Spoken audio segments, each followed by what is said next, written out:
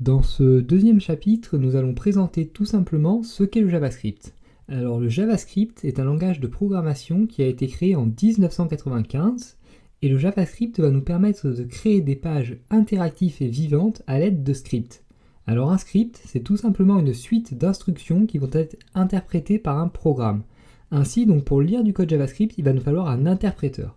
Heureusement, donc tous les navigateurs connus et récents comme Google Chrome, Safari, etc.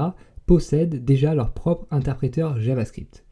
Donc le JavaScript est également un langage de programmation qui est dit majoritairement client-side. Alors vous devez savoir qu'il existe deux grands types de langages de programmation, donc les langages client-side et les langages server-side.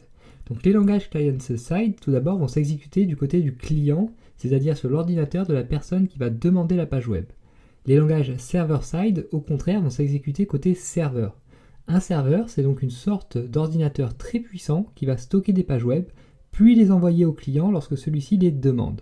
Par exemple, donc lorsque vous faites une recherche sur Google, vous êtes le client et vous demandez via votre navigateur à accéder à une page web. Cette page web est stockée sur un serveur qui va se charger de vous l'envoyer. Donc les langages client-side et server-side n'ont pas la même finalité. En effet, le client n'interagit que très rarement directement avec les langages server-side comme le PHP par exemple, car ces derniers sont souvent là pour effectuer des calculs et traiter des données en arrière-plan. Donc l'important pour le moment est que vous reteniez le schéma suivant. Donc tout d'abord, vous demandez à accéder à une page web via votre navigateur.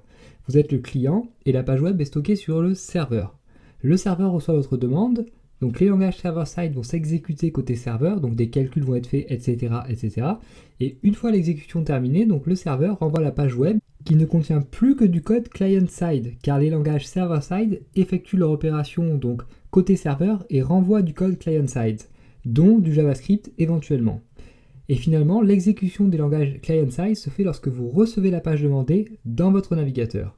Donc retenez également cependant que des projets ont vu le jour pour utiliser le JavaScript sur serveur, donc les projets comme CommonJS, Node.js entre autres, mais nous n'en parlerons pas dans ce cours car pour le moment nous allons nous concentrer véritablement sur le JavaScript en soi qui est, comme je vous l'ai dit une nouvelle fois, très généralement utilisé client-side et ça nous suffira pour ce cours. Donc finalement, le JavaScript est également un langage orienté objet à prototype.